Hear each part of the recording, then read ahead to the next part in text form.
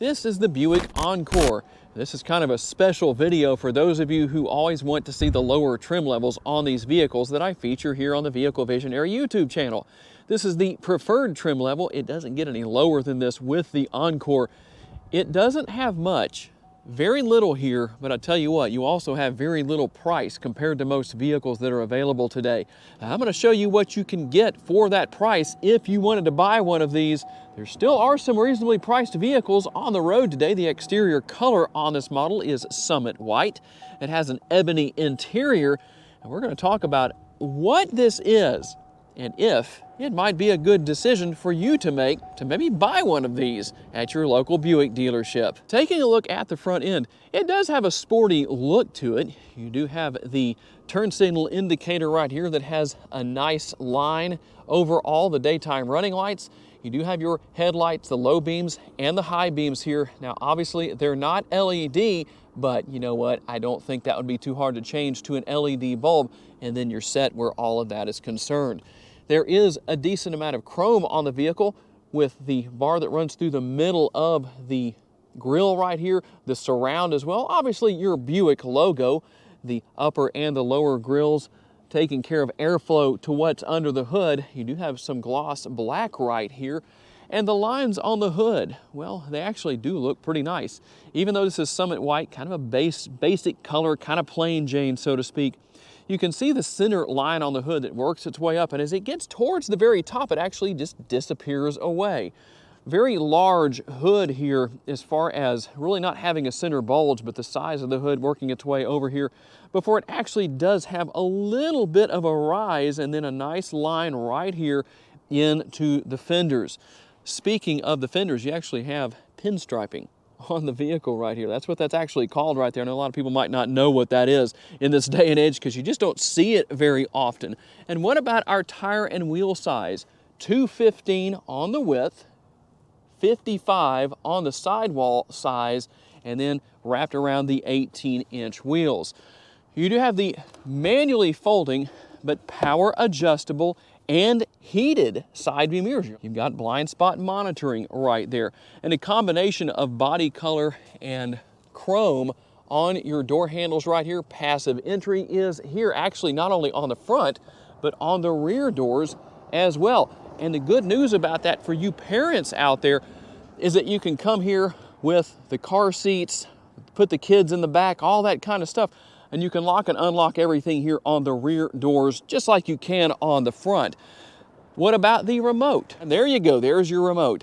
And yes, it does have remote start. That's a good thing. The one thing that I know a lot of people, there's two things that people ask about a lot. Does it have remote start, and does it have turn signal indicators built into the side view mirrors? So obviously the first question is yes, the second question is no, not a big deal. But it is what it is. You're going to have the roof rails up here surrounded by the flat black, just plastic, kind of an accent color of sorts.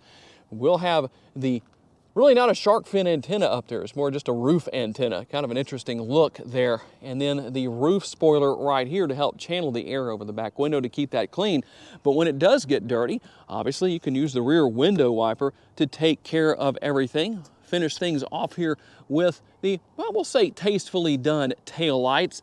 Kind of hard to see everything in the bright sun out here today. There we can see a little bit better right here. Turn signal indicator right there with the hazard lights turned on, and obviously your backup lights. Not very bad looking, I would say, for what it is and for what you're paying for. Under the hood is the 1.4 liter turbocharged 4-cylinder. It makes 155 horsepower and 177 pounds-feet of torque. And obviously, with those low numbers for horsepower and torque, you're probably wondering, well, what exactly does it get gas mileage-wise? Probably hard to see right here. 24 city, 32 highway, 27 combined. And I'd say rather impressive if you're trying to save gas, 3.7 gallons of gas used per every 100 miles driven. Obviously, you're not going to, at least for this particular price point, have a power tailgate, but as you can see, it is nicely dampened. It's going to open on its own, no problem. 18.8 to 48.4 cubic feet of cargo capacity. And under the floor right here, you will find a spare tire. So that's good news for those who don't like the tire repair kits. Cargo net does come with this model. You're gonna have a little bit of storage space right here, the hook right here for the grocery bags, and a little bit of lighting in here. Obviously, to maximize cargo capacity, you're going to come in here and lower the rear seats. So you can see all I did was release that right there, and then you just lay those flat, and you're ready to go. And when it comes to the rear passenger area, you do have kind of an interesting door bin right here, just the way that that's kind of shaped, and a little bit of space up here as well, kind of an upper door bin of sorts. And soft touch materials right here. When you push on it, it may not seem that soft. Put your arm up there, not too terribly bad. And we'll take a look at what we have when we hop inside. Going to have the rear pockets on the seats on both sides, and no air conditioning vents back here. In an interior this size, I don't think that's going to be a problem. Now, there are no USB ports back here, but you do have a power outlet. So if you want to power something back here, well, you can. And I better not forget to show the fold-down armrest, which honestly, this is really a good design, because a lot of the time, the drink holders are in the front. And so if you put a drink in there, well, it kind of alleviates the ability to use it as an armrest. But since these are as they are here with the way it's designed, there's still room to put an arm on there with drinks in the drink holders. And when it comes to the front doors, there will be a little bit more space here with the door bin. Still going to have the upper door bin right here, but a little more space within this area on the front. So if you have a door bin snob in your life, well, this is where they need to sit. Unless they're going to be driving on the door sill, you'll find the Buick logo. You can see the brushed aluminum surround on the air conditioning vents, also around the air conditioning vents and the infotainment screen right here. A decent sized glove box in here with some paper in here that, well, don't know what that's for, but there's no gloves in there, just paper. That's all there is. And for those of you who don't like push button shifters, good news, you don't have that here, just the conventional style console shifter, so that's always a good thing.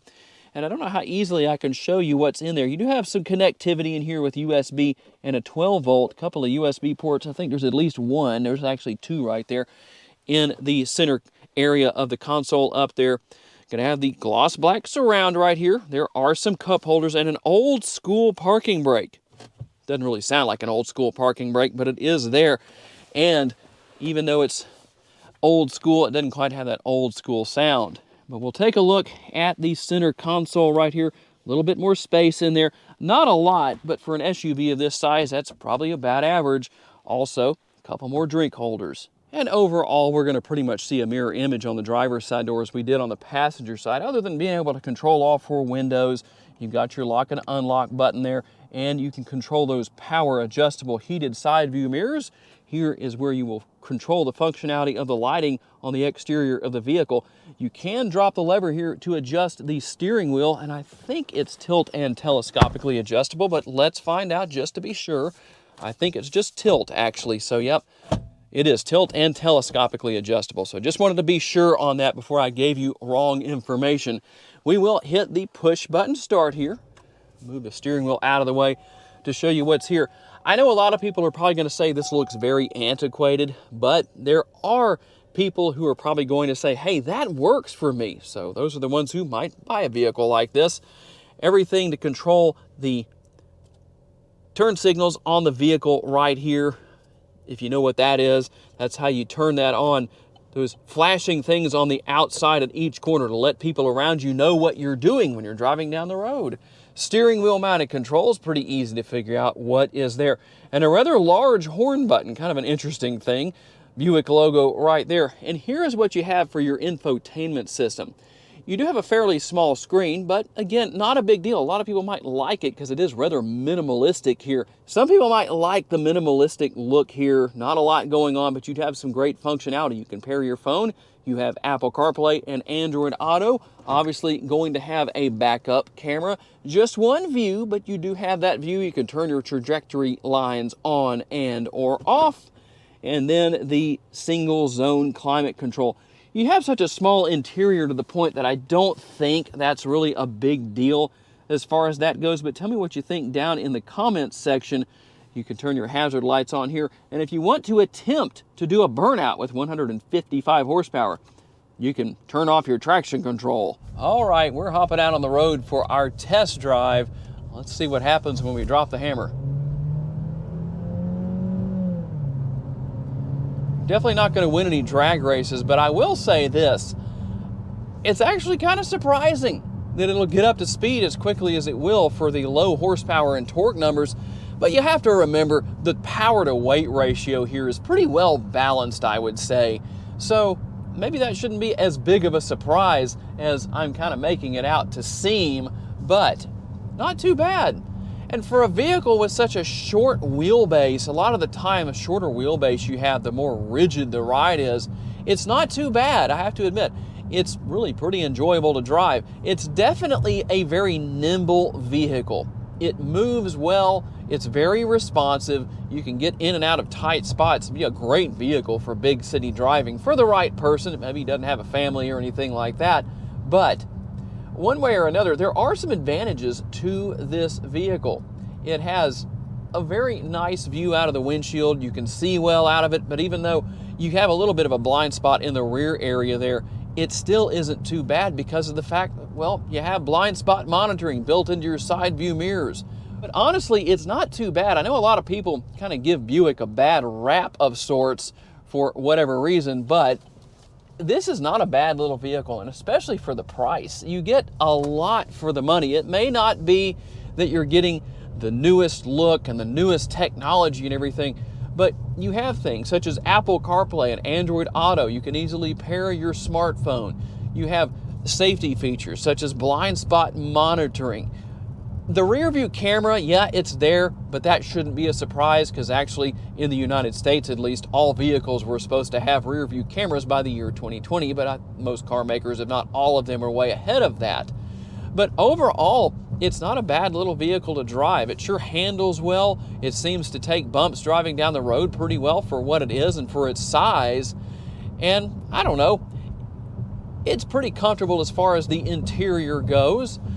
I know that the market for something like this is probably not that big, but for the right person, this is not a bad vehicle, especially maybe if you're buying your first vehicle and you're saying, you know, I don't want to break the bank, but I want something that I can rely on that's going to get me around okay. You know, this would be a good starter vehicle, even though I know a lot of people might look at the price and say, well, I mean, you're talking well over $20,000 for your first vehicle. That's kind of high. And yeah, I realize that can still be the case even in this day and age with as high as vehicle prices are. It's a good potential place to start, but it is a fun vehicle to drive. The technology here is, there's enough here to take care of business, but not so much that it's an overload. And honestly, with what is here, it's very easy to learn and ultimately very easy to use. So tell me what you think down in the comments section. For what you pay based on what you get, do you think this is a reasonably priced vehicle for what it is?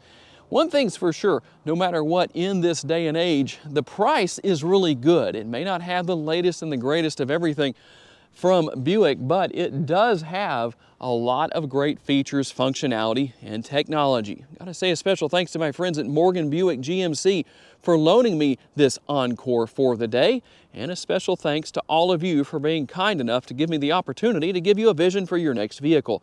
If you enjoyed this video and would like to learn about other vehicles you may wish to consider purchasing, check out the video that's on the screen right now, and I'll see you there.